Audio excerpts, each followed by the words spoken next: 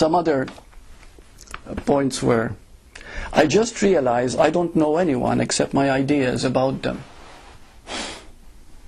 That's quite a statement too. People live together for many, many years and they think they know each other.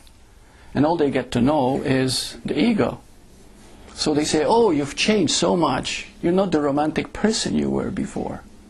You see? Or you're not like this. Or I thought you were like this. You see?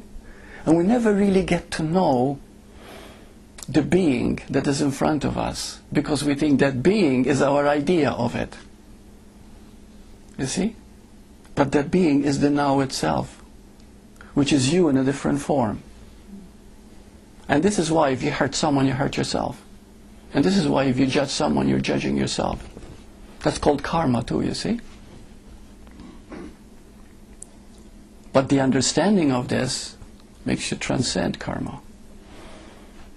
Because you begin to see so clearly that there is no subject and object. There is only subject and object as one. Do we understand what that means, subject and object are one?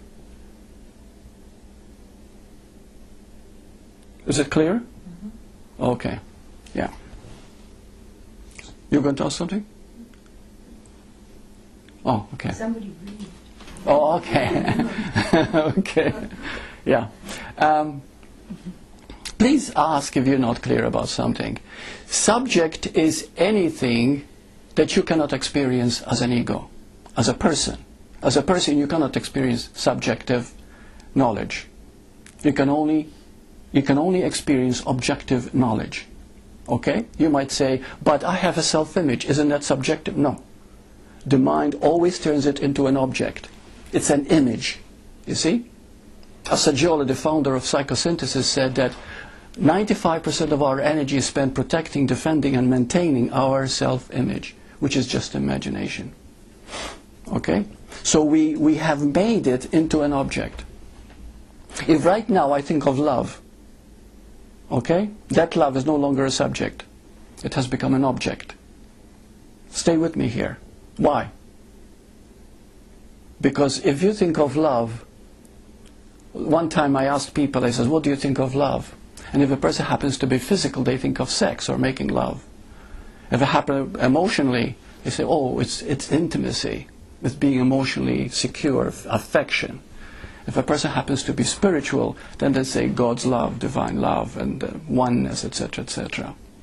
But you see, even if you objectify oneness, if you think of oneness as something, the moment you think of it, you've objectified it. So we cannot think subjectively as long as there is an experiencer. Are you with me? Okay. Who are you right now? Nothing. This moment. Peter. What? No, nothing. That's right. Who is this me? Can you find this me? Where is this me that you think you are? You cannot find it, right? No. Because now the real you is subjective. But if you say, oh, there's a subjective me, and then there's, you see, there's a duality here. You create the mind immediately, the moment it thinks about anything, no matter how spiritual, quote, it is, it becomes objective. It is the nature of the mind. This can be helped. We objectify everything. This is why seekers, or people who study spirituality from books over a period of time, they have read it so much about now, hereafter, reincarnation, you know, whatever. These words, oneness, that they've objectified them. And then they wonder why they're not living from them. So you're not supposed to be objective? No, there's no such thing as not supposed to. But what happens is that anything that you think about becomes a thought. And then it objectifies automatically, because a thought always materializes in one form or another. It creates an image. It creates a structure. What you think of oneness, all of you, is totally different from each other. But oneness is not a thought. Oneness means there's life. There's only life appearing as you and me. You see? But you cannot think about it. You have to feel it in your heart. There has to be that aware space in which you can feel it. And when you feel it, you're no longer objectifying it. You're it. Okay. As long as you think about it, you objectify it. When you're it, you're no longer objectifying it. You are it. You are the now itself. You cannot think about now. So if you're thinking about it, you're objecting about it, therefore you're not being it. Very good. But Very good. Yeah. how do you not objectify it? If You can't. feel it right away. You can't. Oh, You have to objectify it. wow. Object and subject are one. Got it? Then you're not feeling it. So you're missing No, no, no, no, no, no. No, you see, you can't help doing what you do. Thank you for your questions. I mean, it's wonderful. I love it. Okay? Because you're bringing out very important aspects of it. You can't help doing what you do. You can't help thinking the way you do. Okay? We have no control over it. We are being lived by life. Life is living us. You're not as independent as you think you are. You're not a separate individual. You are life in manifestation. Okay? In other words, life chose to express as Petra now. Okay? So whatever you are thinking and objectifying is consciousness doing it through you. You can't help that.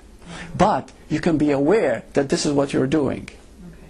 So whatever I'm thinking is just an object, and it's not real. You see, this is the paradox. One realization that I had, the shift in a hospital, is that nothing is real. The only thing that's real is this aware space, this presence. But the moment I realized that nothing is real, then I felt the reality with me all the time. Do you understand? So the moment you begin to see that everything that you think about, even these words that I'm saying now, we're objectifying and we can't help it. But the moment you see that, you're moving beyond it. You see, we're not doing anything. All we need to do is see that we're objectifying. But there's nothing wrong with it. Nothing wrong at all. And do not stop reading spiritual books. It's beautiful. I'm not saying to stop anything. What I'm saying is that they cannot awaken you. Because awakening simply means seeing what is. You see? All the time, seeing what is, moment to moment. And as you see what is, you begin to transcend. All it takes is one moment of thinking, oh, I know. The moment you do that, you're finished. You see? It's true. That's all it takes. That's all it takes. It's true Because when what's I that? hailed you and said, "Oh, I think I see what is," I think I became blind the next minute. That's right. The moment you say, I got it, you're going to suffer. Why? Because I got it. There's it and there's me. Duality. But how do you explain that to someone? You can't. You can't. You do your best like Bert is doing his best. No, you can't. But the important thing is that you keep seeing that whatever you're experiencing is not it, and it's okay because you are it. You are the subject that's experiencing all these objects. Do you understand? You see, you are the one. You are the God. You are the life. You are this. But if you say, oh, I am part of oneness, you lost it already. You're not part of oneness. You are oneness. See, the moment there is any separation, no matter how subtle, you lose it. You can't help it. Okay, I repeat, you can't help this. But the moment you become aware of what is taking place, always aware that this body-mind organism does not know anything except what is objective, what is memory. That's all it does. It only knows what is memory. The moment you accept that humbly, that's a surrender, you see.